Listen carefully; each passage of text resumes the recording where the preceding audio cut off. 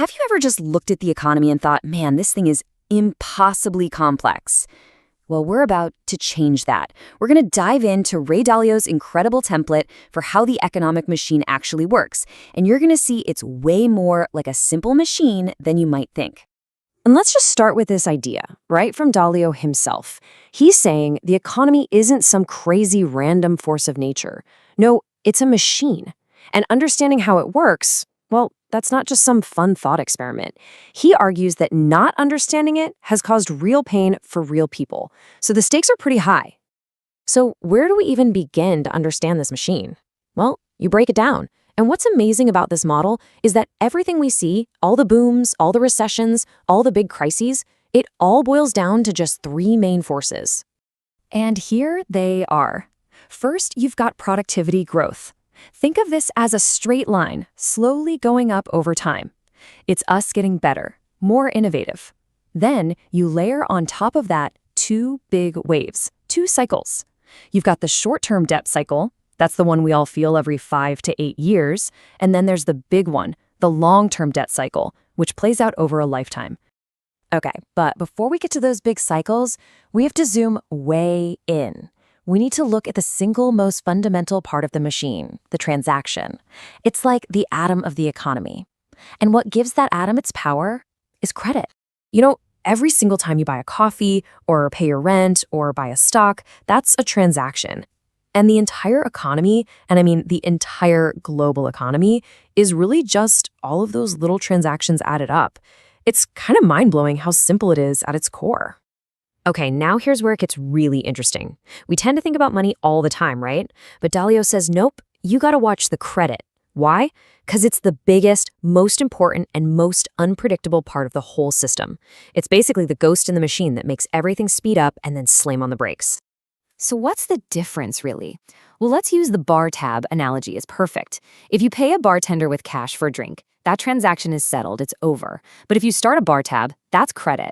You're making a promise to pay in the future. In that instant, you've literally created an asset for the bar and a liability or a debt for yourself, right out of thin air.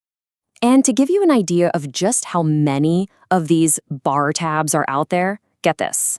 In the United States, there's about $50 trillion in credit.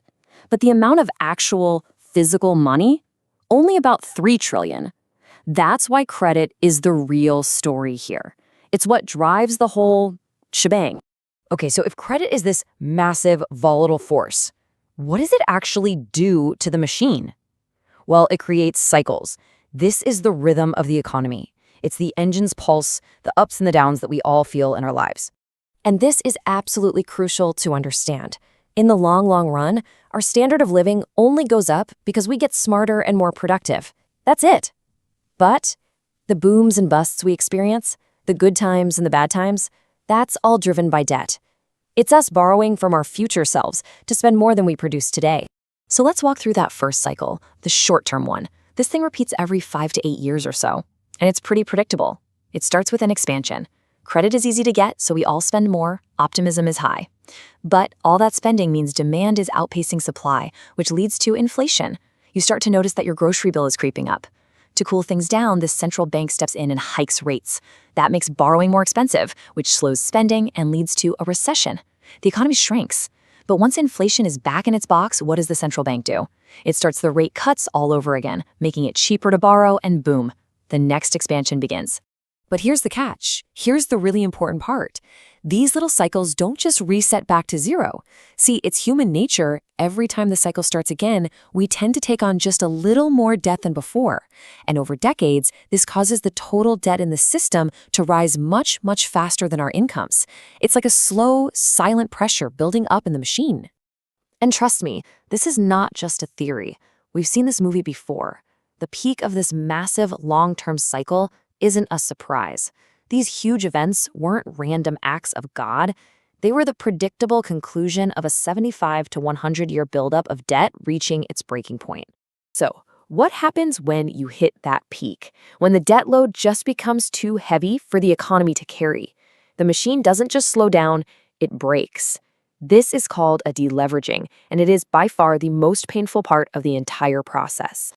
So what makes this so different from just a regular recession? Well, in a normal recession, the central bank has its magic tool. It can just lower interest rates to get people borrowing and spending again. But in a deleveraging, interest rates are probably already at zero. The magic tool is gone. The toolbox is empty. So when the main tool is broken, what's left? Well, policymakers really only have 4 levers they can pull to try and fix things. They can cut spending, that's austerity. They can let people and companies default on their debts. They can move wealth around with taxes. Or they can fire up the printing presses and create new money. Now, handling this mess is a real art, and Dalio has this amazing term for it. He calls a successful one a beautiful deleveraging. And I know what you're thinking, what on earth is beautiful about an economic crisis? Well, it's not beautiful because it's easy. It's beautiful when policymakers can artfully balance those 4 levers, the painful deflationary stuff with the stimulative inflationary stuff, to get through the crisis without a total economic collapse. Okay, we have been through a lot. We've taken the machine apart, looked at all the gears and cycles, and even seen how it can break. So now, let's put it all back together. What's the operator's manual? What are the big takeaways? Well, it boils down to these 3 simple rules, and they work for an individual just as well as they do for a whole country. Number 1, don't let your debt grow faster than your income. It's a recipe for disaster. Number 2, don't let your income grow faster than your productivity. You want it based on real value, not a bubble. And number 3, the most important rule of all, do everything you can to become more productive. Because at the end of the day, that's the only thing that truly raises our living standards for the long haul. So there you go. That's the template. It's a practical way to see the economic machine for what it is. It's not a crystal ball, but it is a map. And it gives you the power to look at the world around you and ask the right questions. So I'll leave you with this one. Now that you have the map, what do you see? Where in the cycle do you think we are right now?